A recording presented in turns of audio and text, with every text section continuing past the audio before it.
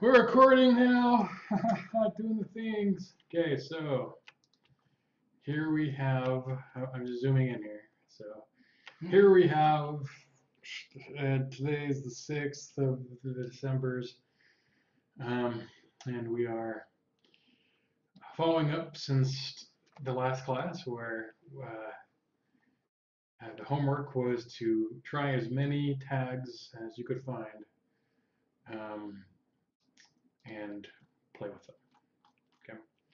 So here we have what you did, Hammond. And okay, so we got the best damn title ever. And so the title is up here, the tab. But because this is being run on their site, it doesn't show up as the title for the tab. Like if we inspect, I guess we can't expect that, but if we go into here, we're going to see Try It Editor v3.5 as the title. So if we, right here. Cool. So if we were to change that to best damn title ever, changes, right? So that's good. Got the opening tag and the closing tag, and that's how you do the things. We have how to deal with dumb titles of web pages. So I can tell you right now, there are a couple of problems. So with most opening tags, you need closing tags. So everything over here is likely being treated like an H1. Oh, because they're all the same. Because it doesn't close out and say, hey, let's not make this an H1 anymore. So we're going to close that out. We're going to run this. And then it changes. Why? Yeah. Same thing with a paragraph. Okay. Paragraph, you need a closing paragraph tag. So, alright. See how the spacing kind of changed a little bit once you close it out? Because it does have kind of built-in formatting that it relies on, right? Okay. So when you close it out, it recognizes that there should be additional spaces or not as much space. Okay. Okay. Okay, so here we have an iframe whorepresence.com. Is this an actual URL? I'm gonna do one of these things, just pull it over here. I kind of want to. Let's who represents? Okay.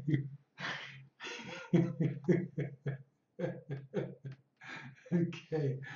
Very good. Very good. So it's likely that that it doesn't like doing a cross domain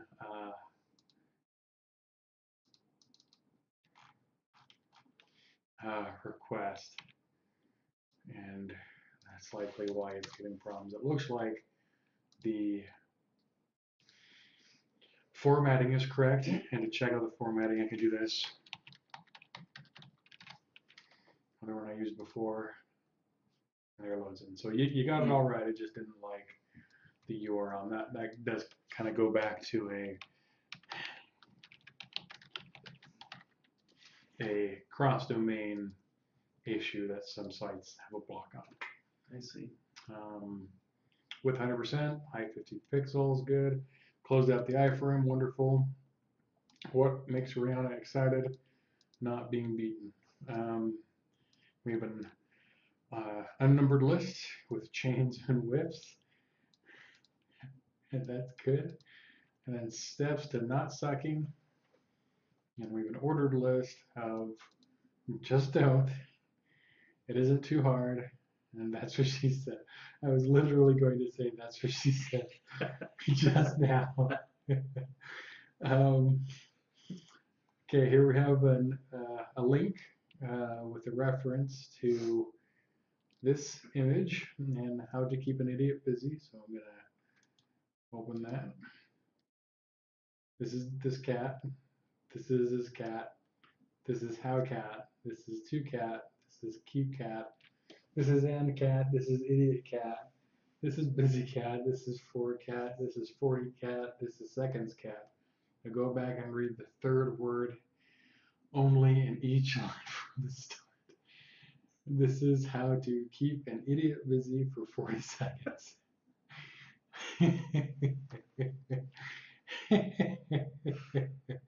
Good, good. See, you're already making like wonderful content that deserves to be on the interwebs. Yes. So you have an image here, and the source is this where it's 50 ways to use feminine hygiene products in a manly manner. Good, good. And then we have a table here. We have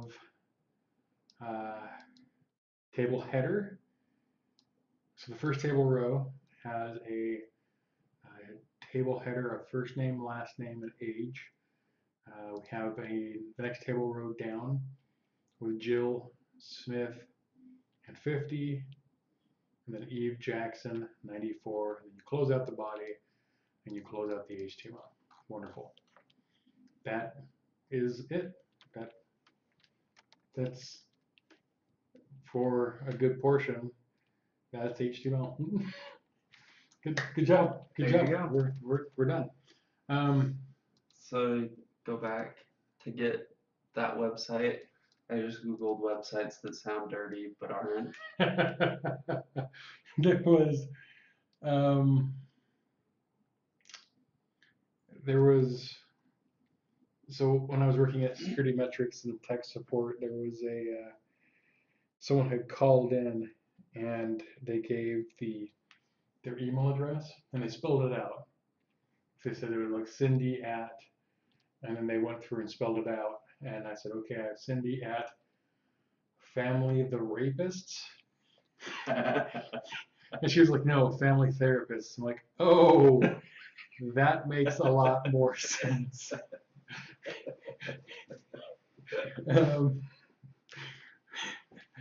Anyway, yeah, so it's like one of those things. Oh, presidents. I'm gonna have to use that. That is too good. That is too good. Okay. So what we're going to do here is we're going to implement some CSS in the middle of your page here. And we're going to run it and show how it starts to work. Okay. So we have the best damn title ever here. And remember, all the CSS goes into the head of the page. Okay, so you can Has to go up there. It doesn't have to. You can put it into its own separate file, Okay. and then refer back to the file Mhm. in the header here. You could do CSS inline. So if we want to do, oh, we don't do the iframe. You always do it in the opening tag, not the closing tag. So if we say font family equals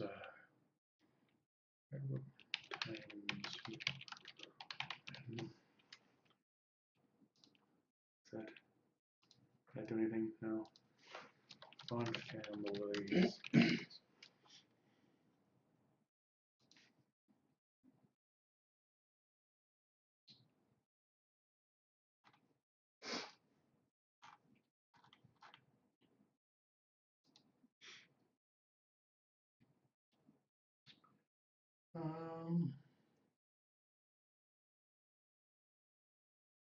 Actually, maybe it's in Times New Roman already. Let's try sans serif.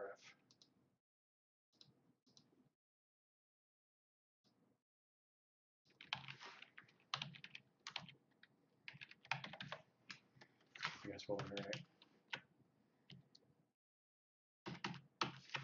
An F.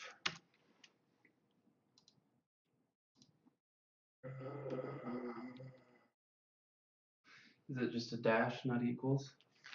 Or a, what is that called? Colon. So this is up in the styling of it. Let's do, maybe it's,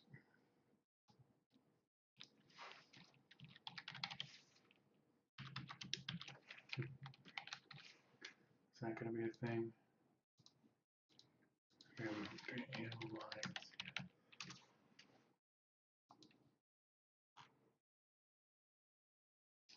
Type. Let's refer back to it if you want to do inline. Right here, style. I should do a style equals. Okay. So here, this is style equals color.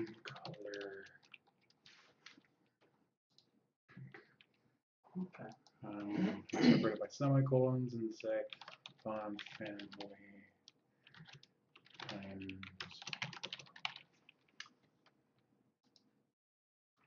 or serif.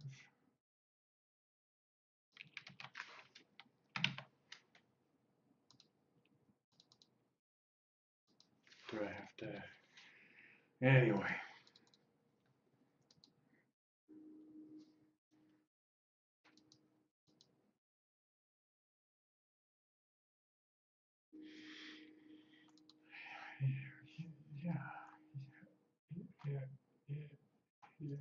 Yeah. It's not a capitalization issue, is it? That would be messed up. Anyway, okay, so. Is it just a comma? Where? By pink. By pink, comma. Nope. Nope. Where's the? Yes, here's semicolon. Okay, I'm not going to worry about the font family. But you could do, was it background color green? Is that? Yeah. So it's pink and green now, so that's, I believe, 10. But you can do it inline like this, unless you want all of your paragraphs to have the color pink and the background green. In which case, in the head up here, in the header, you have a style tag, and make sure you have a closing style tag.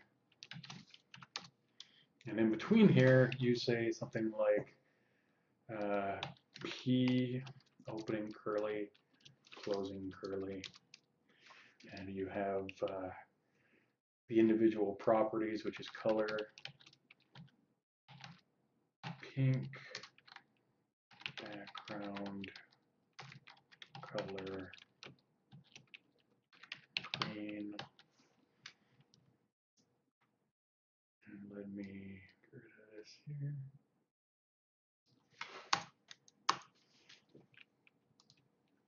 And now all of them changed over. All of the P's? All the P's changed over to pink and green.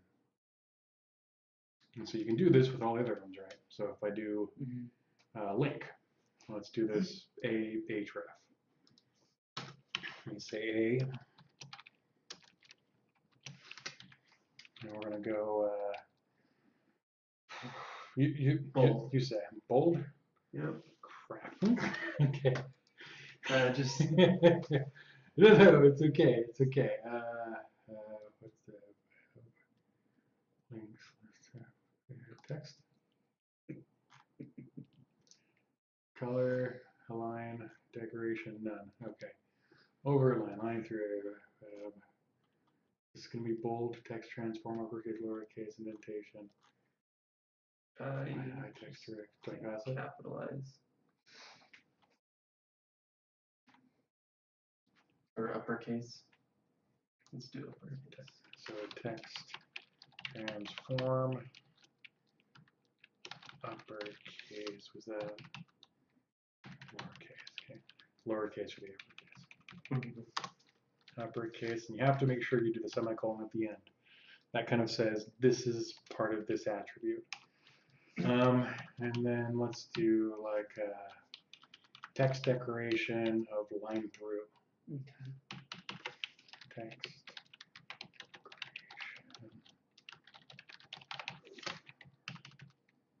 I'm gonna just do them all wrong, so it takes twice as long.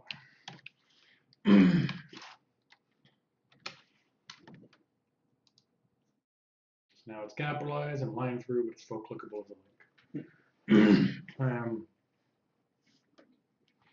And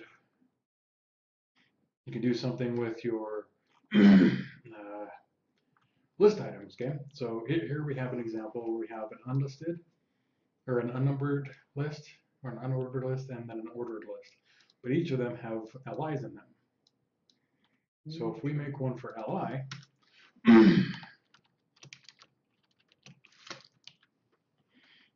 what color do you want it to be? Orange. And then let's do, you know what, let's try to do something.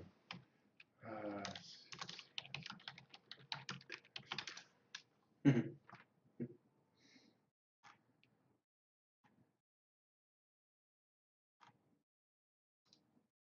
this going to be, I don't have to have the entire, no, I am.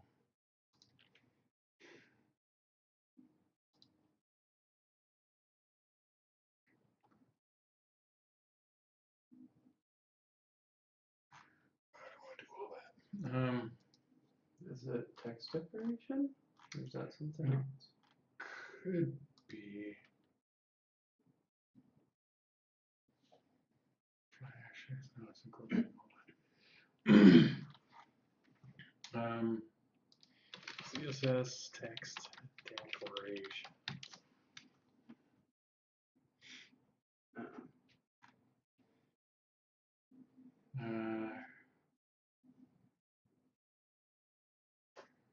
It says the blink won't work. We're gonna try it though. Text decoration blink. Which is this?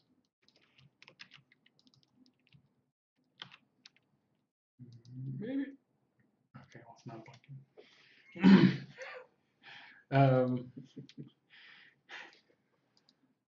So let's go. Oh, you can do multiples as well. So they do a combination of all three, of underline, overline, and strike through. So when you do that by without commas, you use them all. So actually, I don't know what this or what that's gonna look like. Just white. I don't like green and black. But for the rest of these, here we have underline, overline, line through. That got applied to all of the LIs. And so with that, you could do something with the UL versus the OL to separate it visually. Because a UL, this UL here, there's no visual representation of where that UL starts on the page, right? But you can still set a value for it. So if we do UL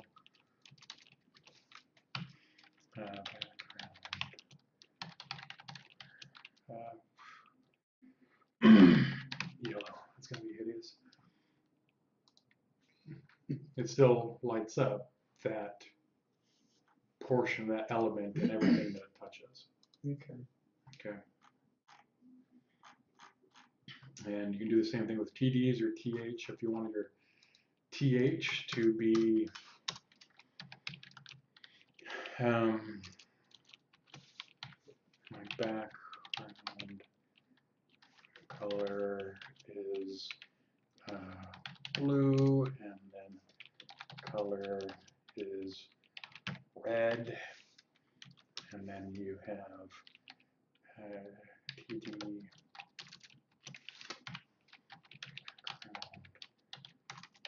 color brown, and yellow equals yellow. And we run this. It gives it the table view, or at least format. that makes it pop a little bit more than Right. having the white on black, right? Makes sense. So now we went from a black and white,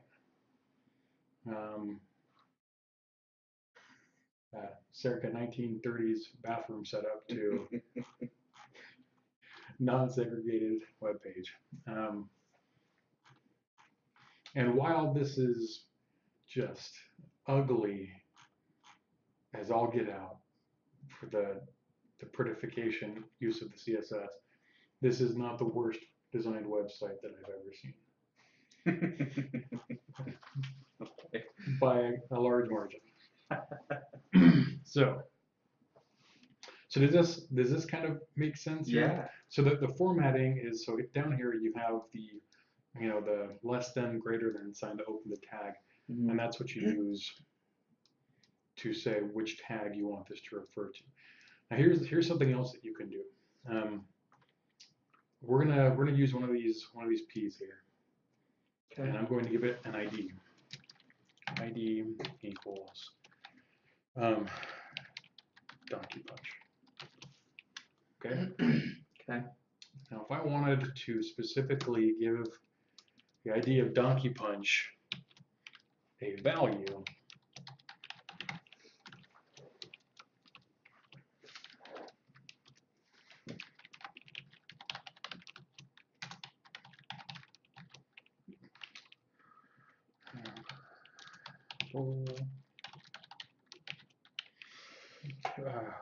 how many other colors are there?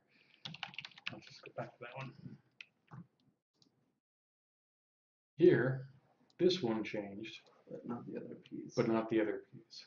Okay. So you can specify that, say, like with this one, this is the top paragraph of the page. You need it to look and behave a little bit different than the rest of them.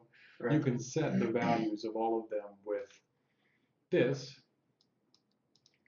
and then specifically point out and say, no, later, if it has the ID of Donkey Punch, it needs to have a background color of purple and a color of orange. Okay. Okay. And Could you ID different things as Donkey Punch? Like, yeah, like let's do this LI.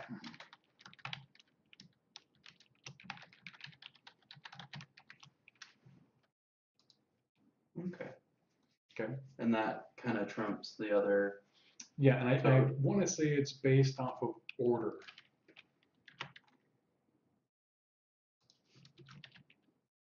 So let me. Well, it's not off of order. I guess there's an inferred priority. Okay. So it will use a specific granular rule before it uses a higher general rule. Okay.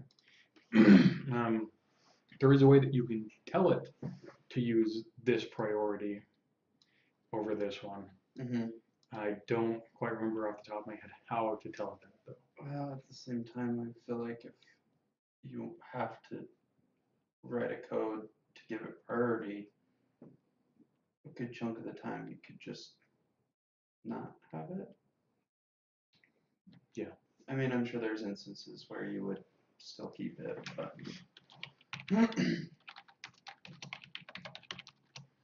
So now you have something called a class. Okay. Okay. So with a class, it's represented with a dot.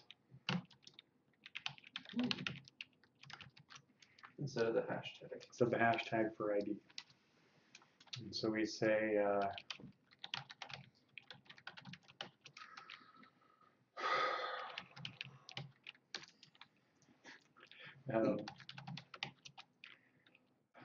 gosh, I might green. I don't know if that's gonna be okay. Yeah. Did it do the green? No, I didn't.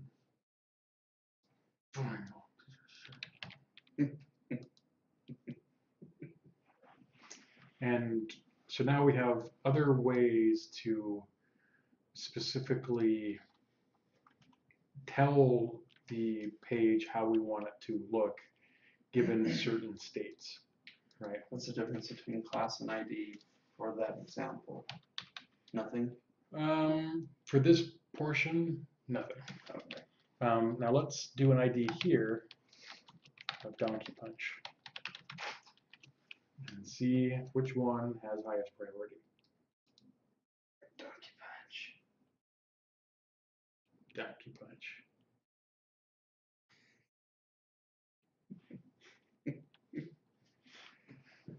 So, we just need a waffle somewhere, just for the sake of having it somewhere.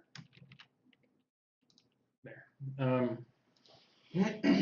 So we can set up these attributes, these CSS Selector Attributes, inside of elements, always in the opening element. Because this is where the element is defined, right? So when you open up the tag, you're saying, I need to define a new element. First is the type of element. Mm-hmm. And second is any kind of CSS information relating to said element. Like so with your iframe up here, mm-hmm. the source portion is an attribute of iframe. Okay. The width is an attribute of iframe. If we just did an opening and closing iframe,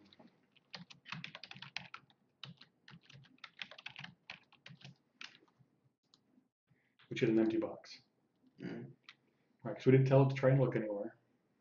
We didn't give it any other attributes as far as its size. So by default, an iframe is this. But because you specified what attributes that box is going to have, it changed its appearance for your needs. Okay. And that is quite basically what CSS is. I mean, you have all these things that you can do, like here's an animation. So how do you go from, I mean, it's just laid out for you here, to a whole website. It looks pretty, looks awesome, it's interactive, it's like... Can't do anything? Wow, where are you? Supposed to be accurate. How do you go from this to like ESPN.com? Yeah. It comes in the form of libraries. Okay. Okay. But libraries is kind of the overall, once you start learning about how libraries work in the various languages, it becomes much easier. So you have something called Bootstrap. And Bootstrap is a HTML, CSS, and JavaScript library. And it's quite good because you can, where is the,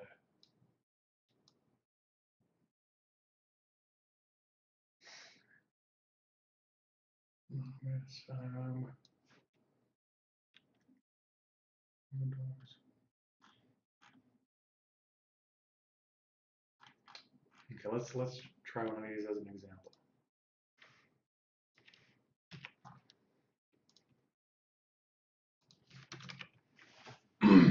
Well, that's, what is it? I think that's it.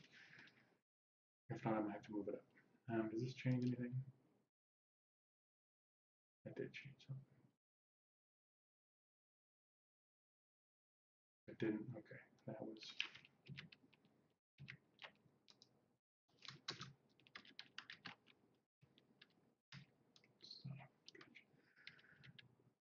Let me go back to here.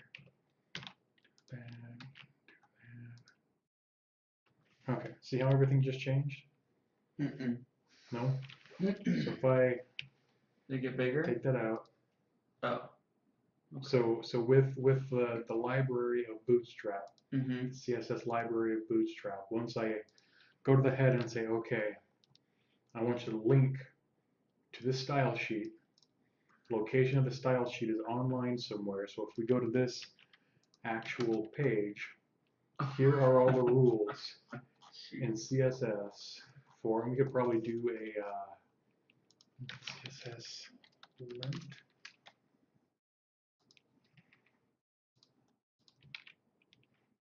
A lint is just something that verifies the data is right, but then it also formats it for you, so it's a little bit more readable.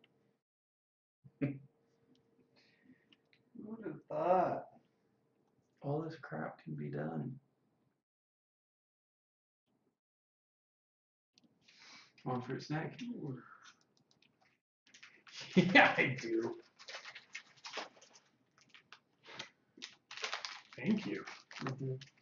Okay, well, apparently we broke the linter.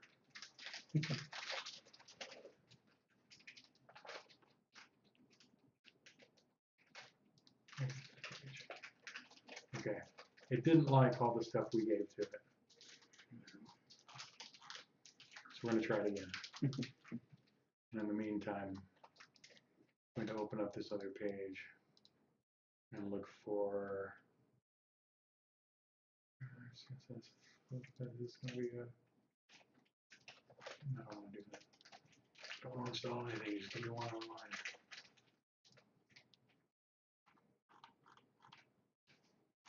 Anyway, I don't know if this will ever return back, but.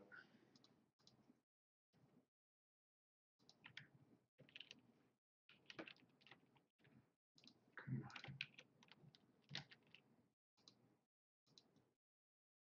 Okay, well, it doesn't appear to be liking it. Anyway, if I were to go through here and say H1, okay, here's some stuff referring to H1s. So we have all these rules set in place for H1, font size, and they're defining it to a very small portion, right? They're trying to get an exact style that fits within a style guideline, right? Like someone doing interior design of a house, and they're saying, okay, well, this shape of pillow matches this shape of curtain, and when you look at it, because we're using all these similar or complementary shapes, and the room looks like a vagina. Like they're doing things with a specific thing in mind to make it look a particular way. And you can see here they're doing. Oh, let me zoom in and then lose my place. Here they're using like pretty precise values here for how far away certain margins can or can't be to make it work, proportionate to what their idea of a proper format is. Okay. So when I put that in and say, look, I want you to use this style, it's going to basically overwrite everything, or not everything that we did here, but it will redefine like size of things and margins of things.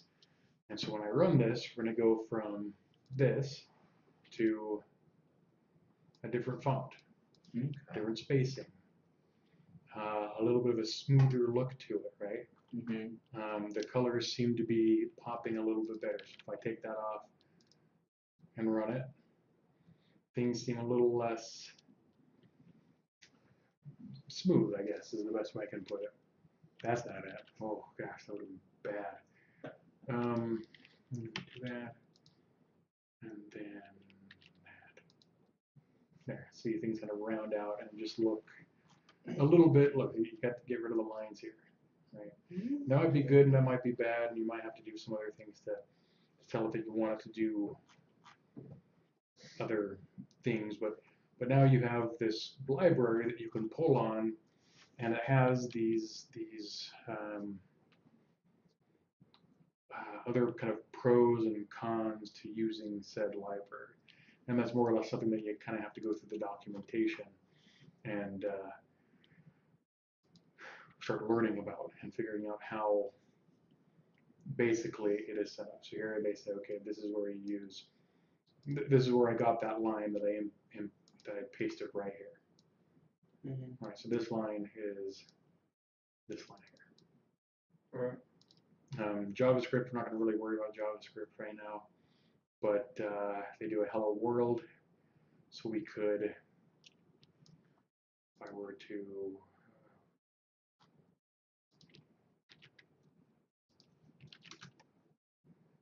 and then I were to kind of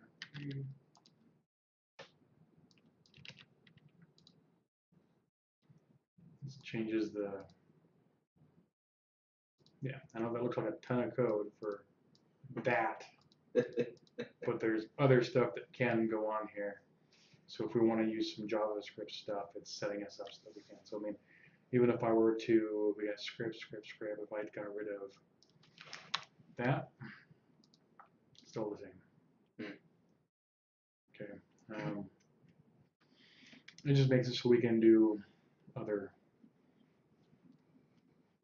things. Right? Basically, you can just find templates and then You build off of those. You can find templates.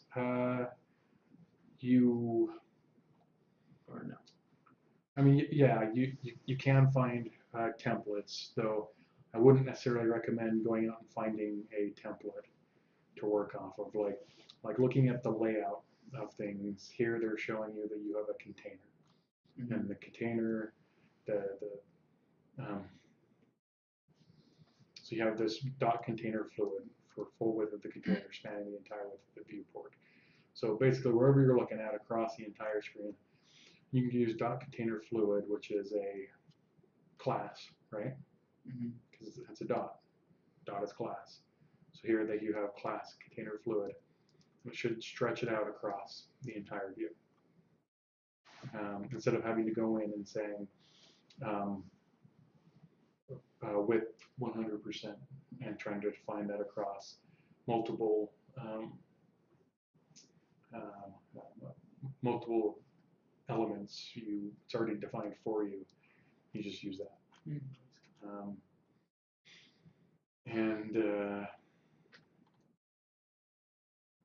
Yeah. So I guess the first thing is, so as you're going through, if you were doing just plain CSS like we have without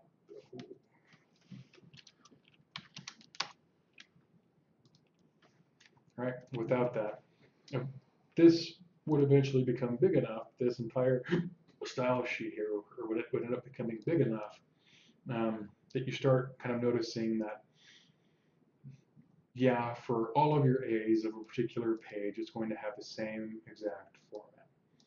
And for all the P's of a particular page, it's all going to have the same format. And not necessarily of a particular page either, but of your website. Like all of your paragraphs are going to have to look and behave exactly the same. And so you start building your own library, and then you might start seeing things like, that whole overlay of sheets to make sure things are appearing where they should be. And as you start to manipulate how those sheets are actually sized and where they fall, you might say, okay, this took a long ass time to basically get 4 different things to overlay to not cover up this button that's on the bottom. And I want to make sure that I never have to go back through and reconfigure precisely where those sheets should lie to make that button visible. So you put that into a library and you use that every time. It's basically a shortcut to save yourself time and work. So the more you learn it and the more familiar you become with it, the faster and the better programmer or web designer you can be. And with just CSS and HTML, you can start making information-based websites. And by information-based websites, I mean websites that you don't necessarily log into or type anything into. You just go and you read them. So information.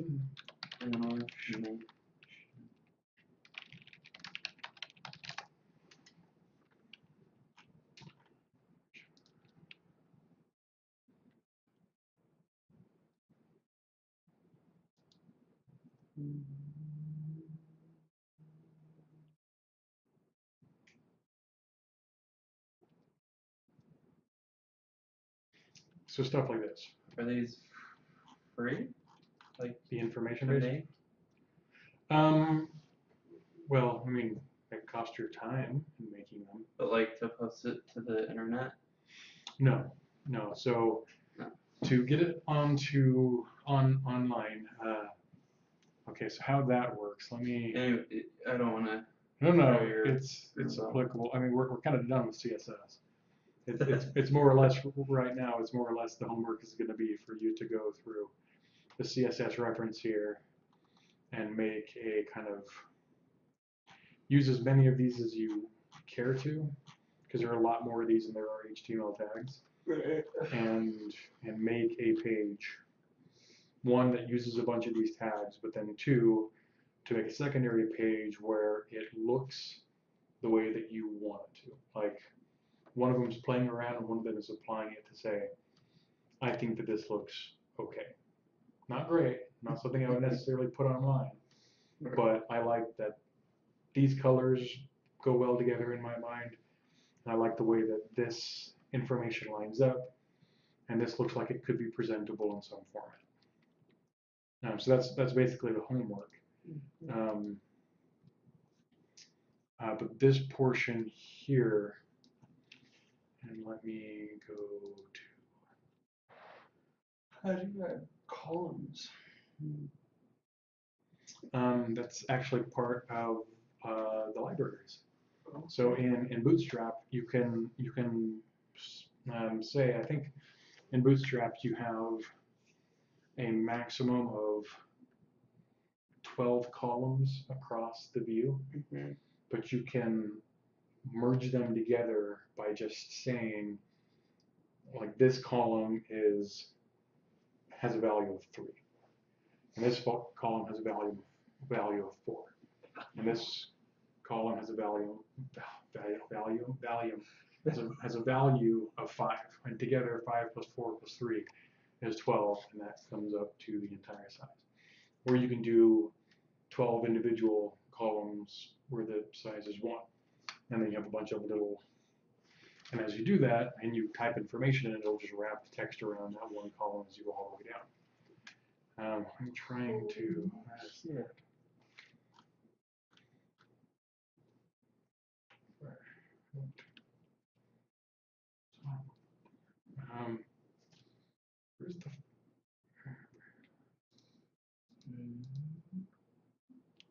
Whatever.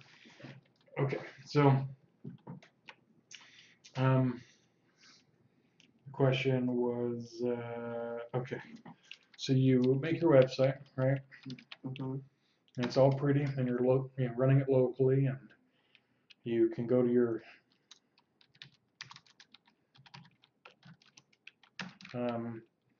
local host 80, right? We will go into that means later. And you go there, and that's all pretty and stuff, and you're like, I like this. I'm like, how to web. So essentially what you do is you call up a web host, and a web host has a bunch of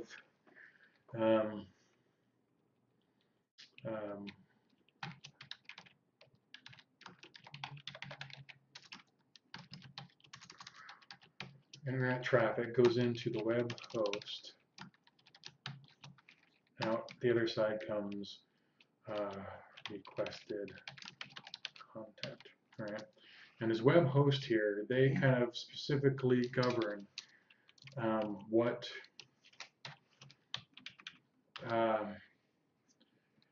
is or can be viewed by people, right? So they have, you basically go in and say, I want my website to be called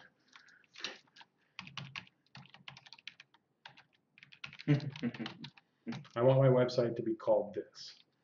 And they say, okay, well, we have an IP address of 93.45.120.189.213, and that's going to be the IP address that we're going to point to when people go to corepresence.com.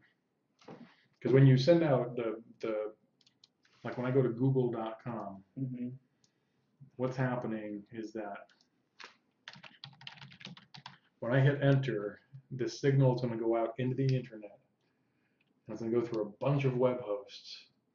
And each one of them is going to take a look and say, oh, do I have this address? It's quite literally like a post office and saying, okay, I have an address on this envelope. Which carrier's box do I put it in to make sure it gets to where it's supposed to go? And each one looks at it and goes, that's not mine, that's not mine, that's not mine, until finally one of the web hosts says, oh, google.com, that's mine. And they grab it and they say, okay, where is this coming from? Okay, here, like a switchboard. They grab it and they click it in and go, here is your content. And so they send it back to us. Here's google.com. And then we send back to google.com, and we basically bounce back and forth like that. So when I hit enter, that'll happen just now. We sent it out. They said, oh, I have that. Here's the information for google.com. They send it back, and now I have it. And when I type in stuff, rar taco salad for presents. Please don't be ad. Okay. Racial slur database. I like that. What I did there is I said, okay, part of the information that is sent back and forth sends back and forth in the form of what are called packets. Okay. And essentially what it does is it breaks down the entirety of the web page or of the content being requested into packets. These packets are small, very small. So with google.com, you could likely end up having 120 packets sent to you just for the home page of google.com. It's taking, in like a letter format, this envelope, and it comes to you, and it says at the top, 1 out of 120. And you take it and go, oh, that's good to know. So you put it in the one slot, and then you reserve 119 other slots saying, I know that there are 119 more coming because this first packet told me that there are a total of 120. So then you get the next one in it, and maybe the next one is 6. And you go, oh, this is 6. Well, I'm not going to put it next to number 1 because I know that number 2 comes after 1. So I want to put 6 in the 6th slot. And you get all these packets that are coming in, and as they're coming in, your system is putting them in their appropriate spots. And when it's done, it spells out the web page, in which part your system grabs all that data, puts it onto the screen, and says, "Pretty sure this is it." Okay. Does it happen often that it's wrong? Not often, no. People have gotten pretty good at doing packet stuff. And you might hear the term packet loss, which means that it says there were 120 packets, and I got 119, or I got 110. You still get pretty much the gist of what's happening, but there may be some critical data that's being lost that you're currently losing out of. Okay. Whose fault is that? I'm probably going to blame it on the Chinese, just in case they're watching. Sorry for your friend. Yeah. Chinese. What the fuck is his name? Ping Pong Wong. So Rachel. I know racial slurs, right? So the requested content gets returned to the person in the form of packets, and then all that information is delivered to you on your screen. Now, the nice thing about this is that the next time that you type something in, like how I typed in Google and hit enter there, we have now established a connection with this web host. We know exactly where we need to send that data next. Is that cookies? There's some stuff that have to do with cookies, but not necessarily for this. It's actually part of the packets, right? There's a return address on the packets. We go, oh, it's over here. I'm not going to bother sending the rest of this data to all these other people who I know it doesn't apply to. I'm just going to send it to you, and that's going to speed up the overall transaction for the time that I am communicating with your web server. And so the next request I send, I package up. My system packages up and goes, okay, this is what I want, and then sends it back over to the web host, who delivers it to google.com and whatever IP address or addresses are associated with it. And they take it and they run their stuff on it and then return back a bunch of packets. So could that potentially be a real IP address? yeah, we can look it up. How many are the IP addresses infinite? No. Let's go with who is IP? I think that is.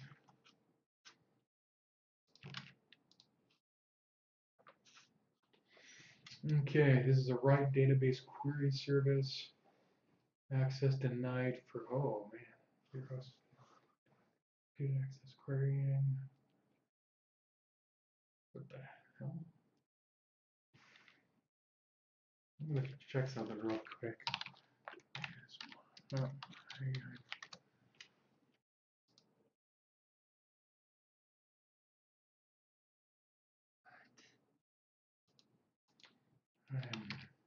Can I do that?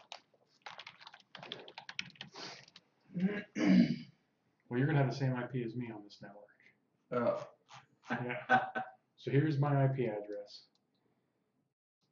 24.11. This is basically the house address in electronic format. It doesn't tell you specifically who on the network is using it. So it just says to whom it may concern, essentially. Right. Then you have like your actual MAC address on your system that says, okay, this is a unique user that's different than you. This, though, is interesting. Sometimes you can just go to it and it'll say something. Maybe it needs to be.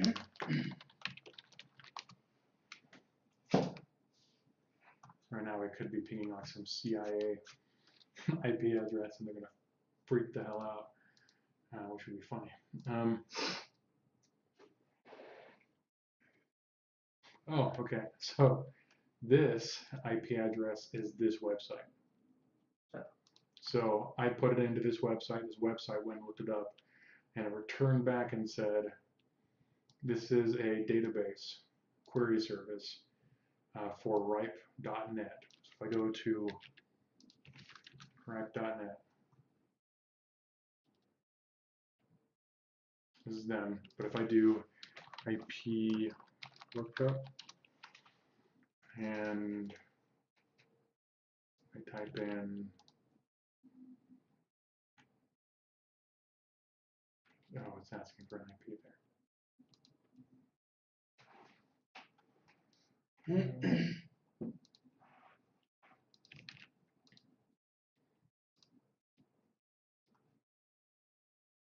The Netherlands. Oh, I'm doing something wrong. Okay. Well, maybe that's. I guess that's the other thing. I could be going in the wrong Wait, was direction. it there? Yeah, but that's a different. Yeah. But that. I guess there are a bunch of other things that could be going on. I'm gonna stop trying to access that before I piss someone off. But I don't want to get into too much detail about this because this is kind of like the tip of the iceberg for how information is handled. But essentially, you make a site, you contact a web host and say, I want an address, and you say, oh, you want it to be this, and they'll go look at the registry for available URLs and IP addresses, and each web host has a limited number of IP addresses they can license out, and they'll check to see if the URL is available, and if it is, then they'll assign you an IP address, which will cost you money from month to month to maintain. Okay. And then whenever someone types in, and then they'll register it and say, okay, this will be used whenever this is visited. And they'll connect those two together. So when people go to this, the web host will say, oh, I know who that is. Here's the IP address. And then it sends the data back and forth. Do you have a website? No. At least not that I'm aware of. Gosh, if I found out later that I've been paying for web hosting this entire time, it would piss me off. Some businesses will do things like you'll do like Blogspot, right? You got blogspot.com, and then you'll have like that, and then someone else will have their own website blog, right? It's blogspot.com equals what's it called, right? So who pays for Blogspot? Well, Blogspot is kind of their own website, right? Mm-hmm. So they have a web host who they get blogspot.com through Mm-hmm. that points to their IP address. And then they turn around and say, okay, if you want to sign up for a Blogspot account, we'll issue you one. And because we can make as many of these directories on our backend system as we want, we can either make them free or we can make them cost money, depending on what you want to do with it. Mm. And then we'll make money off of just one IP address. I see. Right. So, yeah, this. You make something, you contact a web host, say I want to put something up, and either they serve up the content for you or you serve it up yourself.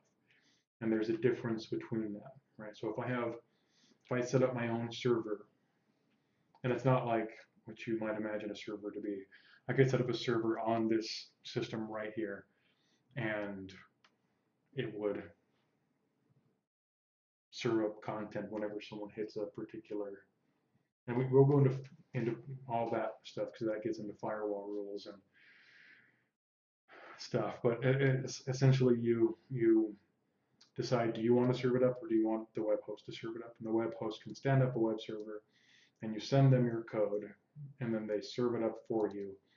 And what that means is that they might have better hardware, they might have better technology, they might be in a place where power almost never goes off. Whereas if you host it here and your power goes out and then your website goes down because there's nothing serving up that content to the web. Mm-hmm.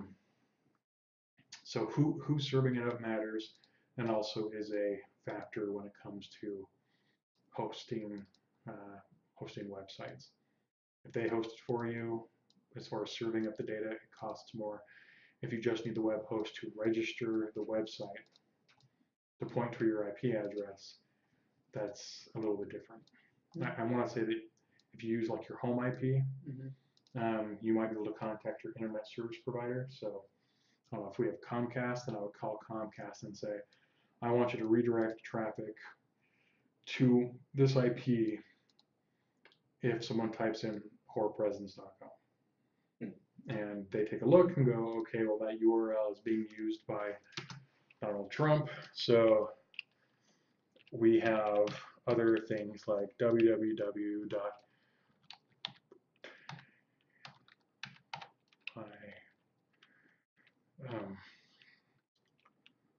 Russia. Okay. PutinMyRussian.com, and you can have that one instead. And we go, okay, fine, we'll use PutinMyRussian.com. And then from then on, they will start charging you more of a commercial fee as part of your internet service month to month for redirecting Putin My Russian to your IP address, and then some other things will. Does it ever go the opposite, where someone will pay you to use your server? You could set it up like that, but you kind of have to be a web host. Oh, okay. And you have to have a certain number of IPs that are yours to turn around and register to people, right? Okay. Like I think I want to say there's an IP registry.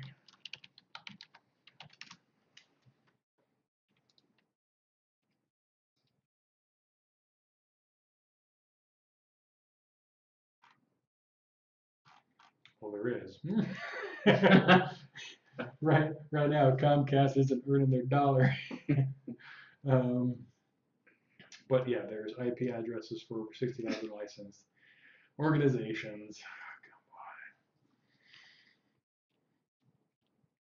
Come on. Yeah. It's gonna load here in a second. Is it? Okay, kind of.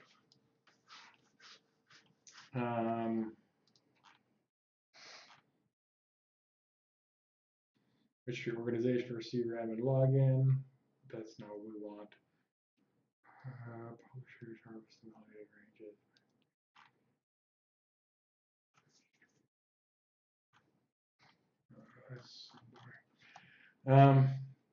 Yeah, there's a registry. But for the number of IPs that can exist in the world right now, you basically have, so you have the 4-digit, right? That kind of format, and that's your IP address. You basically have from 1 through 256 in all of those. So 1.1.1.1 to 256.256.256. I want to say that's right. Might be 255, or maybe it's 250. Anyway, but it's up to 256. Okay. And what this means is that, like, What? 1.1.1.2. I'm not going to type them all, but you basically have 256 times 256 times 200, so 256 to the 4th power number of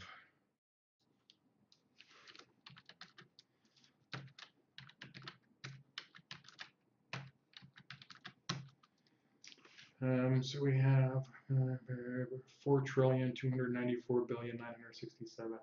Oh, it's 4 billion. 4,294,967,296 possible IP addresses. Now, there are some stipulations to that because, generally speaking, anything starting with 192 or 10 dot are reserved for internal IP addresses.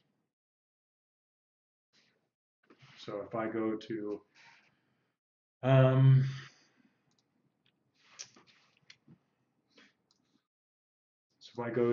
IP config, here we have, here's my internal IP address. Wait, no. Here's my internal IP address. So here's the gateway. This is basically the router. 192.168.1.1. But this is the internal IP address for my system. So if I were to ping 192.168.1.2, it should come, actually I don't know, does ping have a, okay. 192.168. So I'm pinging it right now and it's saying, it sent 4, it received 4, didn't lose any, so it's there, it's available. If I say 192.168.1.8, it's going to sit here and it's going to go, wait a second, this doesn't exist. What the hell's wrong with you? And it's saying to reply from here, or from here, because this is me. But 192.168.1.8 doesn't exist. So right now, I'm reaching out to my internal network saying, hey, hey, hey, hey, hey, hey, hey, and nothing's coming back, and it's going, gosh, I'm feeling retarded doing this over and over. Can I stop yet? And then I tell it to stop. And it goes, yeah. So that is kind of how the things. Wow. Yeah. So I guess if you reduce, I don't know what power that is. It's not 1 to the 256 to the 250. No, it's 1 to numbers. You divide it by 2, not 2. Shit, what is it? Subtract 1, subtract. So divide it by 256. Multiply it by 2, and that's what you take off. So it's really not that big of a deal. There's like 4 billion or something, 4,398,000,000. divided by 256 equals 10 over 2. So with those two internals, you reduce it by approximately 30 million from the 4.4 billion. It's not a huge number that you take off for that, but still, there's enough that you can essentially have one dedicated IP address for every 2 individuals in the world. So they're not running out anytime soon, or Probably not. what happens when they get to that point? They'll change to using likely IPv6, which is big, which is this value. And the number of combinations for this value is so much higher than this one. Yeah, that if we ever ran out of this, it would be because of Skynet. It's just AI. Oh yeah, no, I've met Skynet. He's a bit of a homosexual, but in a good way. Anyway, okay, if there are any Chinese or people who find offense to anything or everything watching, you deserve the sadness that you feel.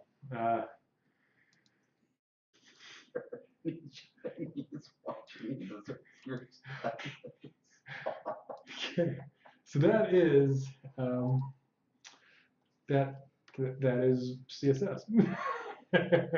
So you go from this to this by practicing. Okay. You kind of learn that. I mean, these could be images, right? For all I know. So here's a class called Leaf, and it's specifically been designed to have this kind of image of a bar on the side with a dotted line underneath, and there's text inside, and that text is going to be home.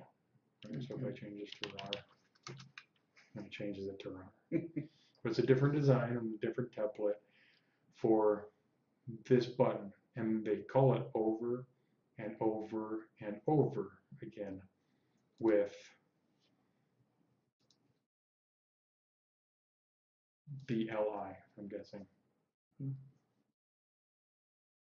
then you have this one, which is expanded. And I wonder if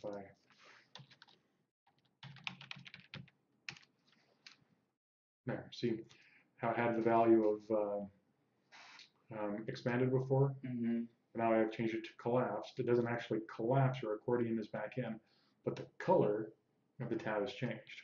So if I do, what was it?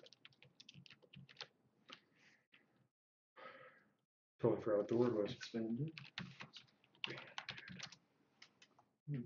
Now the CSS of it changes. Actually, the indenting changes and the color changes. And that's all as a result of CSS. So you kind of start to learn how these little nuances work.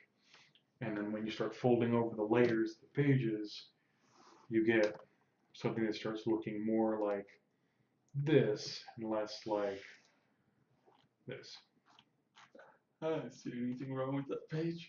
I don't see anything wrong with it either, especially this one. So I'll have to send you the other picture that I found that was kind of funny. That's very more inappropriate. please do. See any questions about CSS or? No, I mean, it seems like just a lot of practice, a lot of research, a lot of trial and error.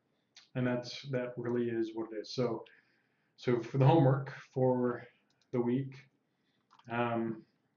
which this is animation. So go into the W3 schools into the CSS. Okay. And just kind of look through.